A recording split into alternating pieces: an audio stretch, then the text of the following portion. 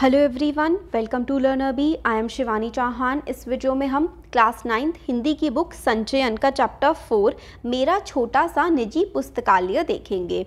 तो ये जो चैप्टर है इसमें निजी पुस्तकालय का मतलब होता है अपनी खुद की राइटर ने जैसे कि छोटी सी लाइब्रेरी बना ली हो, जैसे आपके स्कूल में होती है लाइब्रेरी, इसी तरीके से उन्होंने अपनी पर्सनल लाइब्रेरी बनाई है। और आप लोग के कमेंट्स में देख रही थी तो उसमें ये पूछा था, आप लोग बोल रहे थे कि मैं साइंस के चैप्टर्स कवर कर दूं। तो हमारा चैनल है लर्नर बी एक्स्ट्रा के नाम से। देखिए, आपको कोई भी चीज़ सर्च करनी हो ना तो आप लोग ना अपने जो भी लेसन सर्च कर रहे हैं उसके आगे लर्नर बी लिख दें। और ठीक है, लर्नर बी आप लोग लिख देंगे। ये देखिए LEARNER और BEE ये आप लोग लिख देंगे ना तो आपको हमारे बनाए हुए सारे वीडियोस मिल जाएंगे। मैंने साइंस कंप्लीटली कवर की हुई है, हिंदी भी पूरी ऑलमोस्ट कवर हो जाएगी। इसके बाद 2 चैप्टर और रहते हैं, इंग्लिश भी हमारी कवर्ड है, SST कवर्ड है, पूरा सिलेबस ऑलमोस्ट हमारा कवर हो चुका है। तो ये वाला स्टार्ट करते हैं। जुलाई 1989, बचने की कोई उम्मीद नहीं थी। 3 ज़बरदस्त हार्ट अटैक के एक के बाद एक। तो 1989 की बात है और राइटर कहते हैं इन्हें अपने बचने की या किसी और के बचने की, मतलब बचने की कोई उम्मीद इन्हें नहीं लग रही थी। एक के बाद एक 3 हार्ट अटैक आ गए थे। एक तो ऐसा कि नब्ज़ बंद, सांस बंद, धड़कन बंद। तो एक इनका हार्ट अटैक इतना ज़्यादा भयंकर था कि इनकी जो नब्ज़ होती है, यानी कि जो नर्व्स होती हैं वो भी नहीं चल रही थी, सांस बंद थी, धड़कनें तक बंद हो गई थी। डॉक्टरों ने घोषित कर दिया कि अब प्राण नहीं रहे, पर डॉक्टर बोर्जेस ने फिर भी हिम्मत नहीं हारी थी। उन्होंने 900 वॉल्ट्स के शॉक्स दिए, मतलब बहुत भयंकर शॉक्स इन्हें दिए गए थे, 900 वॉल्ट्स तक के भयानक प्रयोग। लेकिन वे बोले कि यदि यह मृत शरीर मात्र है तो दर्द महसूस ही नहीं होगा। तो भाई इतने भयंकर शॉट्स देने में मतलब क्या बुराई है, अगर मृत है ही नहीं जान तो फील कैसे करेंगे। पर यदि कहीं ज़रा सा भी एक कण प्राण शेष होगा तो हार्ट रिवाइव कर सकता है। इतने भयंकर झटके देने से अगर ज़रा सी भी जान बची है ना शरीर में तो हार्ट फिर से सही हो सकता है। प्राण तो लौटे पर इस प्रयोग से 60% हार्ट सदा के लिए नष्ट हो गया। प्राण आ गए पर 60% हार्ट हमेशा के लिए ख़राब हो गया। केवल 40% बचा, उसमें भी 3 अवरोध यानी कि 3 ब्लॉकेजेस आ गए हैं। ओपन हार्ट ऑपरेशन तो करना ही होगा पर सर्जन हिचक रहे हैं। केवल 40% हार्ट है, ऑपरेशन के बाद ना रिकवर हो तो तय हुआ कि अन्य विशेषज्ञों की राय ली जाए, तब कुछ दिन बाद ऑपरेशन की सोचेंगे। तब तक घर जाकर बिना हिले डुले विश्राम करें।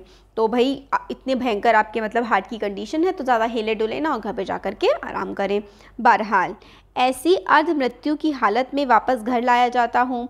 मेरी ज़िद है कि बेडरूम में नहीं, मुझे अपने किताबों वाले कमरे में ही रखा जाए। तो मेरी ज़िद थी कि भाई मुझे बेडरूम में नहीं रहना है, मुझे अपने जो मेरे किताबों वाला कमरा है मुझे तो भाई वहीं पर ही रहना है। वहीं लिटा दिया गया मुझे। चलना बोलना पढ़ना मना। दिन भर पड़े पड़े 2 ही चीज़ें देखता। तो मतलब पढ़ना वढ़ना तक मना था बट तो दिन में पड़े पड़े 2 ही चीज़ें देखा करते थे। वो क्या थी, बाई ओर की खिड़की के सामने रह रहकर हवा में झूलती सुपारी के पेड़ के झूलदार पत्ते। तो एक तरफ से जो है खिड़की से पत्ते दिखते थे पेड़ के, और अंदर कमरे में चारों ओर फर्श से छत तक ऊंची किताबों के ठसाठस भरी अलमारियाँ। तो क्या होता था कि कमरे के बाहर जब देखते थे तो खिड़की के बाहर जब इन्हें दिखता था तो पेड़ पर पत्ते हिलते हुए दिखते थे, और अपने कमरे के अंदर देखते थे तो हर तरफ किताबें भरी होती थी। बचपन में परी कथाएं फेरी टेल्स में जैसे पढ़ते थे कि राजा के प्राण उनके शरीर में नहीं तोते में रहते हैं, वैसे ही लगता था कि मेरे प्राण इस शरीर से निकल चुके हैं। वे प्राण इन हज़ारों किताबों में बसे हैं जो पिछले 40-50 बरस में धीरे धीरे मेरे पास जमा होती गई। तो राइटर बोलते हैं कि जैसे कि हम लोग बचपन में स्टोरी सुनते थे ना कि राजा के जो जान है वो तोते में है, इसी तरीके से राइटर कहते हैं कि पिछले 40-50 सालों में जो मेरी जान है वो इन किताबों में ही बस गई है। कैसे जमा हुई, संकलन की शुरुआत कैसे हुई, मतलब ये कैसे आई मेरे पास, संकलन ये इकट्ठा कैसे हुई, यह कथा बाद में सुनाऊंगा। पहले तो ये बताना ज़रूरी है कि किताबें पढ़ने और सहेजने का शौक़ कैसे जगा। इतनी किताबें पढ़ने का, किताबों को कलेक्ट करने का शौक़ मेरे में कैसे जगा, ये पहले मैं बता देता हूँ। बचपन की बात है, उस समय आर्य समाज का सुधारवादी आंदोलन पूरे ज़ोर पर था। आर्य समाज का जो आंदोलन है सुधारवादी यानी कि समाज में बदलाव लाने का आंदोलन पूरी अपने जोश से चल रहा था। मेरे पिता आर्य समाज रानी मंडी के प्रधान थे और माँ ने स्त्री शिक्षा के लिए आदर्श कन्या पाठशाला की स्थापना की थी। तो भाई पढ़े लिखे और काफ़ी समाज में कंट्रीब्यूट करने वाले इनके पेरेंट्स थे। आर्य समाज के प्रधान थे इनके फादर। उनकी माता ने भी लड़कियों को पढ़ाने के लिए एक कन्या पाठशाला खोल रखा था। पिता की अच्छी खासी सरकारी नौकरी थी। बर्मा रोड जब बन रही थी तब बहुत कमाया था उन्होंने, लेकिन मेरे जन्म के पहले ही गांधी जी के आह्वान पर उन्होंने सरकारी नौकरी छोड़ दी। हम लोग बड़े आर्थिक कष्टों से गुजर रहे थे, फिर भी घर में नियमित पत्र पत्रिकाएं आती थीं। आर्य मित्र साप्ताहिक, वेदोदम, सरस्वती, गृहिणी और 2 बाल पत्रिकाएं खास मेरे लिए, बाल सखा और चमचम।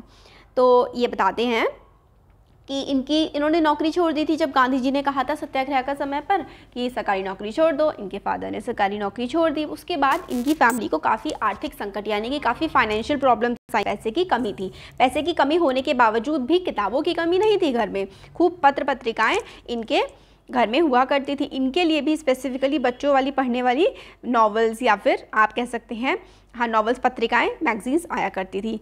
उनमें होती थी परियां, राजकुमारों, दानवों, सुंदरी राजकन्याओं की कहानियां और रेखाचित्र।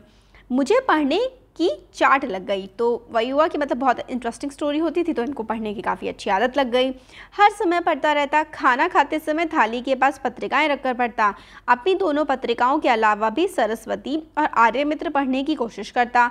घर में पुस्तकें भी थीं, उपनिषद और उनके हिंदी अनुवाद। सत्यार्थ प्रकाश के खंडन मंडन वाले अध्ययन पूरी तरह समझ में तो नहीं आते पर पढ़ने में मज़ा आता था। तो सत्यार्थ प्रकाश एक मैगज़ीन निकाली जाती थी, वो काफ़ी थोड़ी टफ होती थी इनके लिए जब ये छोटे थे, बट फिर भी पूरी कोशिश करते थे उसको समझने की।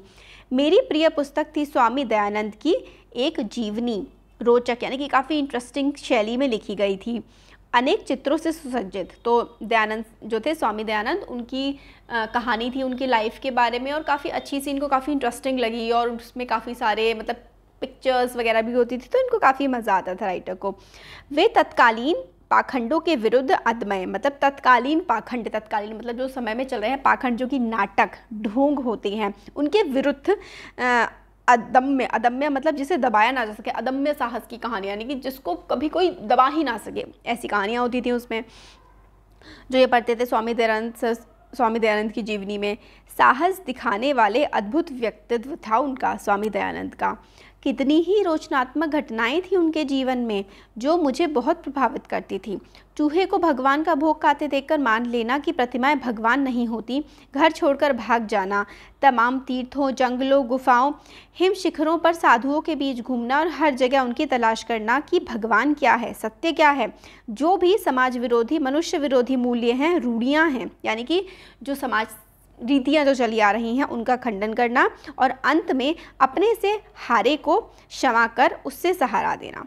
तो देखो ये किसकी बारे में बातें बता रहे हैं राइटर, जो उन्होंने जीवनी पढ़ी स्वामी दयानंद की, कि स्वामी दयानंद की जो जीवनी थी उसमें एक ये भी थी कि भगवान को हम लोग कहते हैं कि हमने प्रसाद चढ़ा दिया तो वो प्रसाद तो भाई चूहा खाते हुए देख लिया, चूहा खा रहा है उस प्रसाद को। तो राइटर कहते हैं कि जब मैंने जो दयानंद हैं उनकी जीवनी में ये पढ़ा मतलब जो प्रसाद है वो तो चूहा खा रहा है, तो ये भगवान कहाँ हैं, ये सब ढूंढने के लिए दयानंद जो हैं, स्वामी दयानंद, वो जगह जगह घूमे भगवान की खोज करने के लिए। अभी कहते हैं टीवी के अंदर टीवी, तो यहाँ पे राइटिंग के अंदर राइटिंग, यानी कि कहानी के अंदर कहानी हमें वो अपने जीवन की बता रहे हैं, साथ ही साथ राइटर जो स्वामी दयानंद के जीवन से वो प्रभावित हुए हैं उनके बारे में भी राइटर हमें बता रहे हैं। किसके बारे में? ये वाली जो सारी की सारी बातें हैं ये स्वामी दयानंद के बारे में राइटर हमको बताते हैं।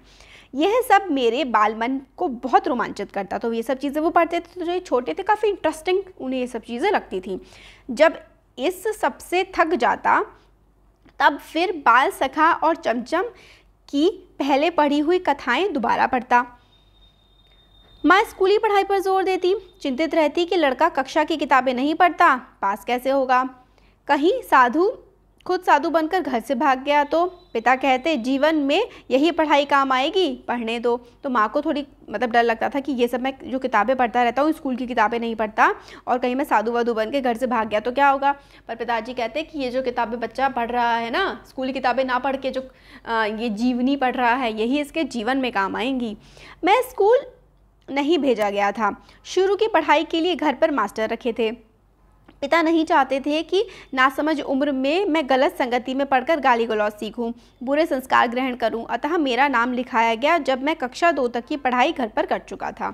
तो स्टार्टिंग में इनकी होम स्कूलिंग हुई, यानी कि घर पर ही इनको शिक्षक पढ़ाने आते थे और स्कूल में नाम इनका लिखवाया गया जब ये सेकेंड में आ गए। तीसरे दर्जे में मैं भर्ती हुआ। उस दिन शाम को पिता उंगली पकड़कर मुझे घुमाने ले गए। लोकनाथ की एक दुकान ताज़ा अनार का शरबत मिट्टी के कुल्हड़ में पिलाया और सिर पर हाथ रखकर बोले, वादा करो कि पाठ्यक्रम की किताबों में इतने ही ध्यान से पढ़ोगे, माँ की चिंताएं मिटाओगे।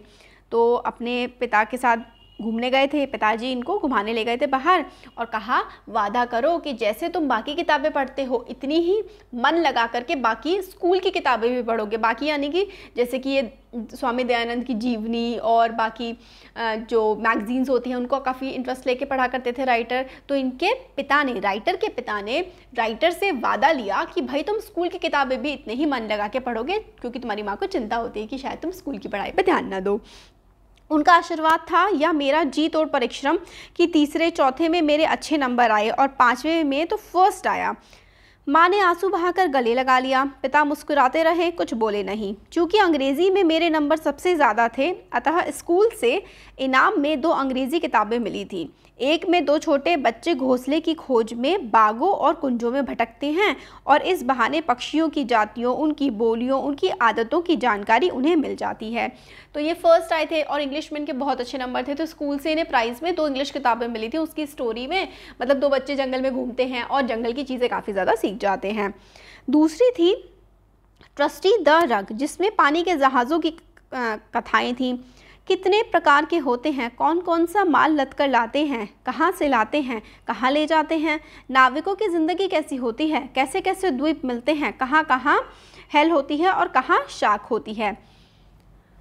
तो एक किताब तो जंगल के बारे में थी और एक किताब थी जहाज़ों के बारे में, यानी कि शिप्स के बारे में, कि शिप्स कैसे होते हैं, शिप्स कहाँ से कहाँ जाते हैं, कैसे सामान चढ़ाया जाता है, कैसे उतारा जाता है, कहाँ कहाँ द्वीप होते हैं। द्वीप यानी कि आइलैंड्स कहाँ कहाँ होते हैं। आइलैंड क्या होता है?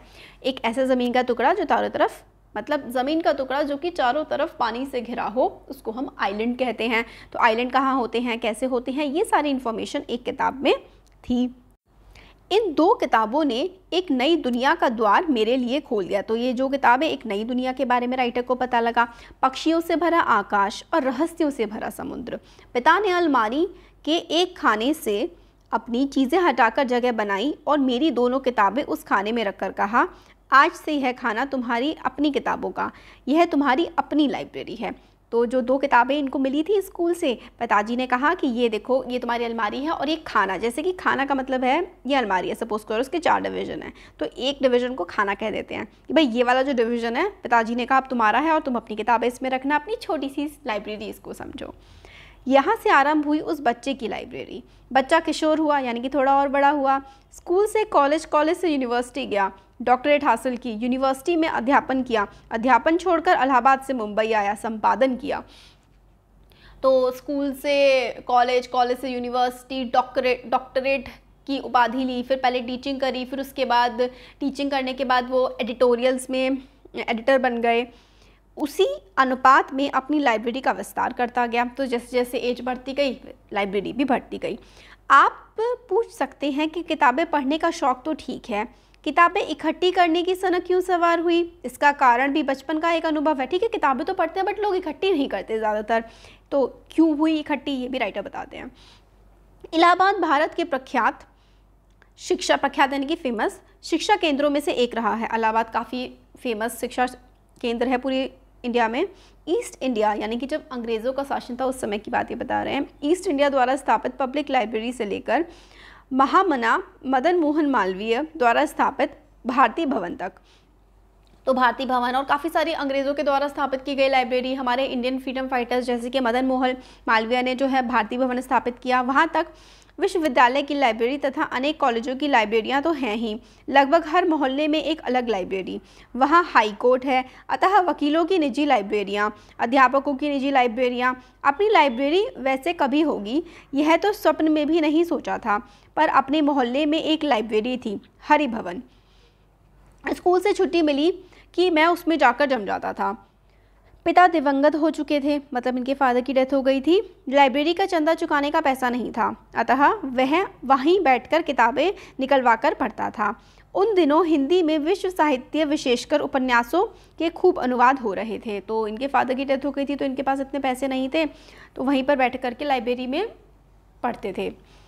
मैंने उस अनुदित उपन्यासों को, तो उस समय पर ना बाहर फॉरेन के जो नॉवेल्स हैं काफ़ी ज़्यादा ट्रांसलेशंस उनके हो रहे थे।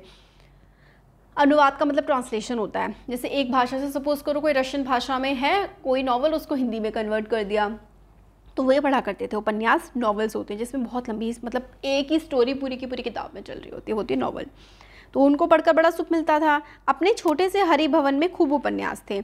वहीं परिचय हुआ बंकिम चंद्र चट्टोपाध्याय की दुर्गेश नंदिनी, कपाल कुंडला और आनंद मठ से, कि टॉल्स्टॉय, अन्ना करेनिका, टॉल्स्टॉय बहुत ही फेमस राइटर हैं और वो रशियन थे, विक्टर हॉन्ग का पेरिस का कुबड़ा, हैचबैक ऑफ नोट्रडम, गॉर्की, मतलब ये अलग अलग किताबों के नाम आ रहे हैं, मदर, अलेक्जेंडर कुवरिन की गाड़ी वालों का कटरा, यामा द पेट, और सबसे मनोरंजक सरवारीस का विचित्र वीर यानी डॉन क्विक्विजोट।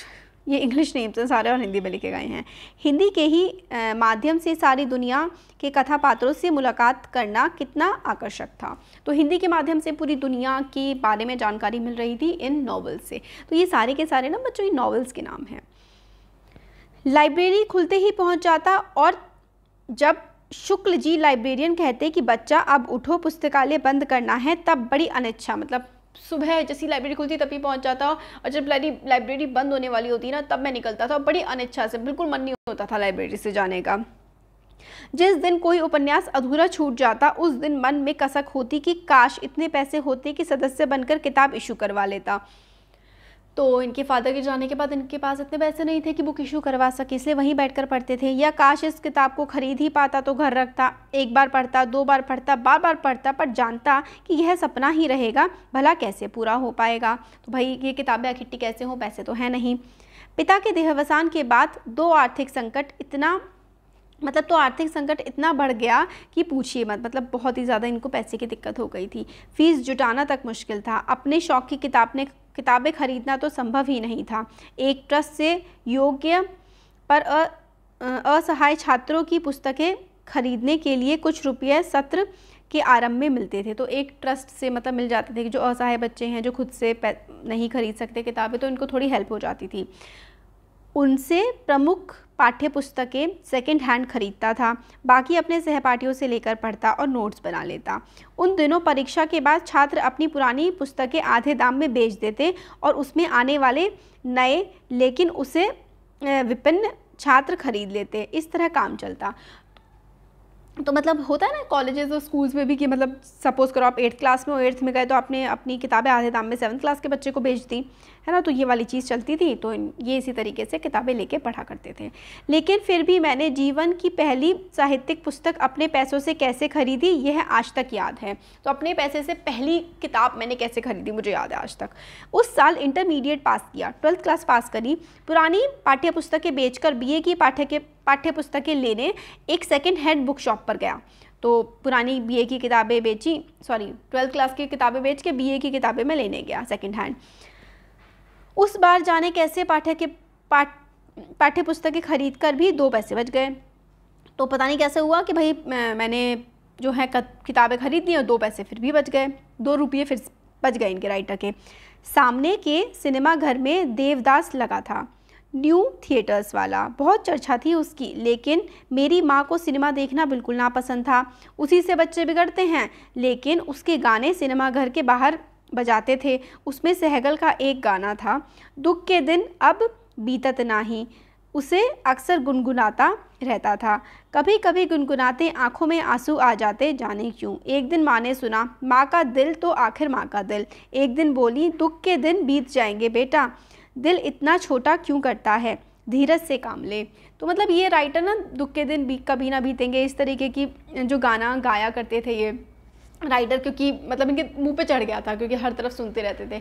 तो इनकी माँ ने एक बार कहा कि बेटा तू परेशान मत हो, ये जो दुख के दिन है ना ये बीतेंगे ज़रूर, यहाँ से मतलब अब खुशी के दिन भी ज़रूर आएंगे तेरी ज़िंदगी में, ऐसा इनकी माँ ने कहा। जब उन्हें मालूम हुआ कि यह तो फिल्म देवदास का गाना है तो सिनेमा की घोर विरोधी माँ ने कहा, अपना मन क्यों मारता है, जाकर पिक्चर देखा, पैसे मैं दे दूँगी।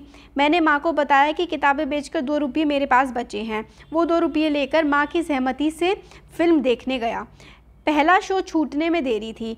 पास में अपनी परिचित किताब की दुकान थी, वहीं चक्कर लगाने लगा। तो मतलब ये मूवी देखने तो गए थे, माँ ने अनुमति भी दे दी थी कि भाई देख अब, और फिर नेक्स्ट शो स्टार्ट होने में टाइम था, तो पास में ही किताबों की दुकान थी और ये वहाँ चले गए।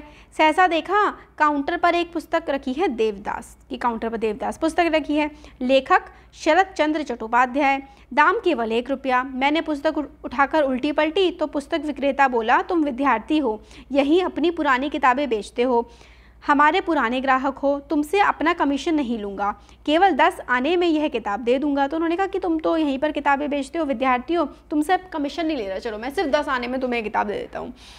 मेरा मन पलट गया।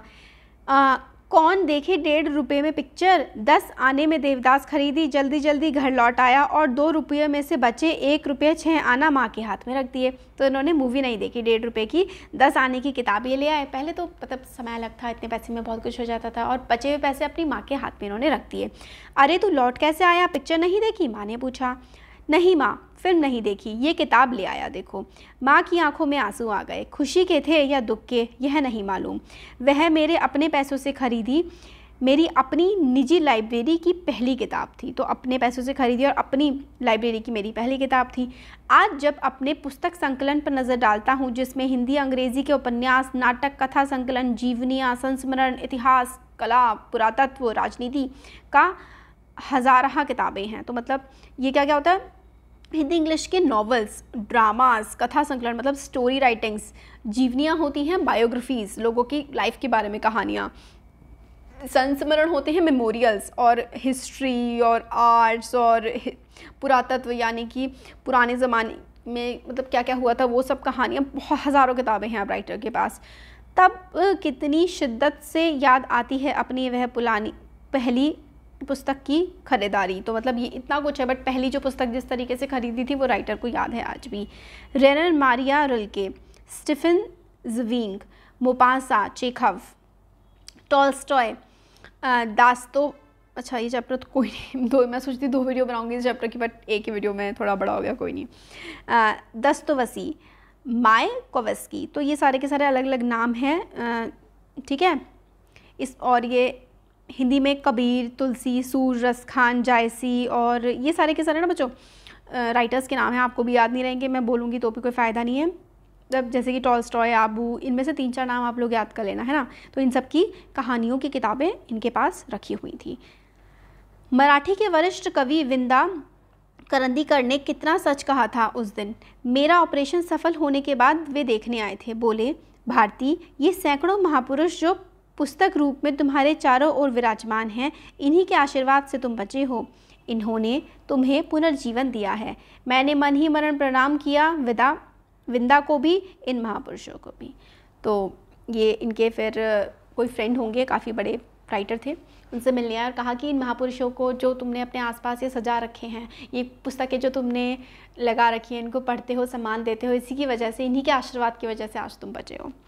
तो इन्होंने भी मन ही मन उनको नमन किया और प्रणाम किया। ये स्टोरी थी इनकी अपनी पर्सनल लाइब्रेरी की। राइटर का नाम है धर्मवीर भारती।